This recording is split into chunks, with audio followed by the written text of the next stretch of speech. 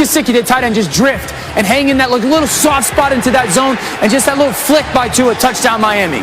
They have found something in Mike Gesicki. Dolphins go up 7-0, and then you blink, and Patrick Mahomes has them right back in it. How about Tyreek Hill, 44 yards? Yeah, they move the pocket, and it's really this. My guy's faster than anybody else that you have. A little double move, a beautiful throw by Patrick Mahomes, Kansas City touchdown. By the way, it's 30-10 Kansas City. Mahomes came into the game with only 2 picks on the year. That was his 3rd of the day. What a catch by Xavier Howard, and picking that off. It's an outstanding job. This is where that length for Howard shows up. That crazy interception was beautiful. But I love Tua. Okay, now we're going to get the ball, split safety, throw it up over the top. It's a great catch by Mike Gesicki in traffic. In the end, Kansas City's got to hold on. They got a 6-point lead, and they got a 4th and 1, and they always throw on 4th down. They're the only team that does it. That's because of Patrick Mahomes. Yeah, because they have that guy. They're the only one. And so they do win, and they get it to 12 and 1. And there are no bad wins in professional football. And you take a look with that win and the Steeler loss that we talked about. Kansas City now is the #1 seed in the AFC, and you see where everyone else slots in. But I do want to come out on that thought as quickly as we can, because, you know, if you just watch that game yesterday, it's a game in which Kansas City wins by 6. The Dolphins gave them 9 points, basically. They gave them a safety, and they let them run a punt back for a touchdown. So, I mean, that offense, the Chiefs leave a lot of points out there, I guess is what I'm trying to say, Dan. Is that something that will catch up to them? No, because they break all the cliches. they just do. Like, we have these cliches in sports, like, hey, you can't flip the switch. Yep, the Chiefs can. Like, the Chiefs are the only team I've ever seen that can kind of have these rough patches and then hang 28 on you in like 7 minutes. And then it's like, well, you can't turn how many times have we heard this, guys? You can't turn the ball over 4 times in the NFL and win football games. Nah, the Chiefs can't. Like, they're the only team that's able to do it, you know? That's the best way I can explain it, is they have a quarterback that can flip switches. They got a tight end who can flip switches. They got receivers that can flip switches. They got coaching staff that can flip switches. They got a defense that can do it. And so they break all these cliches. I'd love to sit here and tell you, like, man, sometime it's going to catch up to them. No, it won't. No, it won't. It just won't. They're just that talented, and they're the Golden State Warriors. The Warriors can go like stretches and not make a bucket, and then all of a sudden they'll score 50 in a quarter on you. Do you agree with that, Rex? It will not catch up to them. Absolutely. I mean, look, Ryan talked about the offensive player of the year is Travis Kelce. Right. Well, you could say that it's Tyreek Hill. All Tyreek Hill has is 16 touchdowns. Oh, and by the way, okay, we're going to give the MVP to Aaron Rodgers. You can give it to Patrick Mahomes. He had a horrendous day, only 400 yards passing. It's it's crazy, these numbers. If there is one thing that can bite them a little bit, it's the fact, and you talked about leaving points out on the field, Grady, it's in the red zone. They're 19th in the league in red zone efficiency. That's the only thing I see negative about this I team. can't find any buyers. RC, can I find a buyer on eventually this will catch up to them? Greeny, listen, bro, I work too hard for my money to just give it away.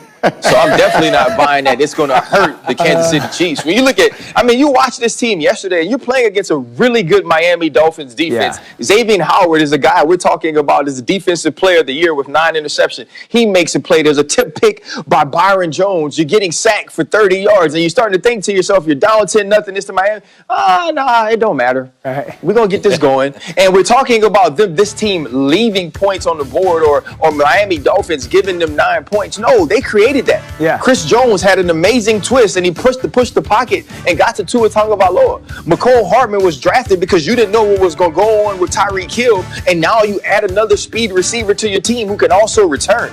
This team is just stacked. They understand that they can beat you in so many ways, and they're so explosive that we just see it happen. And Dan is absolutely right. There are so many things we think about football that they get to do because of the dude that plays quarterback. And yes, Tyreek Hill is great, and Kelce is great, and Tyrann Mathieu is great. All of these pieces are amazing. But because he's a rule breaker, because he's a dude that defies the laws of what football is, so does this football team. This football team is on another level, and we're going to nitpick it and try to find ways to say that they're not, but they are, and we just got to accept it. Go ahead, Rex. All right. Didn't they have like 240 yards rushing against the Buffalo Bills too? Like, yes. It's like, see, this is who those areas think they are. That's who Hey, Bruce Arians. Yeah. Greedy. Bruce Arians, I get it. You asked what game he was watching. He was watching the watched Chiefs, the Dolphins. Chiefs. That's what it was. Fair enough. I knew it. That's where he got that you could do whatever you want thing. I knew it. I knew it. There is one more team with a win over Cincinnati. Andy Dalton didn't throw a pick for the first time as Dallas' starting quarterback, so they're still in it. The Giants had a very disappointing day, 5-8 after a loss to Arizona. Daniel Jones sacked 6 times. New York had a 4-game winning streak come to an end. Philadelphia beat the Saints in what was the 4th biggest upset of the season, according to our analytics. Jalen Hurts, and we've talked about it all morning, was the overwhelming story, rushing for 106 yards. And Washington won a 4th straight for the first time in 4 years. Did it with 2 touchdowns from the defense. And so as we speak, the Washington football team currently leads the NFC East. You take a look here at each team and their chances according to our analytics of getting to the finish line in front. Washington, a 68% chance to win the division. And usually we'll look at this thing and we'll base it on, well, who has the best quarterback? Well, between injuries and everything else, it's hard to say. I look at it this way. Who's the best player in that division? Washington has that. Chase Young. And I get it, he's a rookie, but to me, he's such an all-around talent. It's amazing. And that front 4 is the difference for the Washington football team. And if you're going to look at one unit, what can carry you through a division title, it's that front 4. To me, Washington has the best player in Chase Young and the best unit in that defensive line. The one, I guess, that has the biggest question is Philadelphia, Dan Orlovsky. And again, as we speak, Doug Peterson has yet to name Jalen Hurts his starter for this week, but that feels like a foregone conclusion.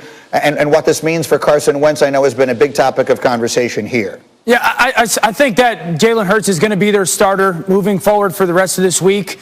I don't think that this is a playoff football team. This is a team that defensively played much better last night. We'll see if they continue to keep that going.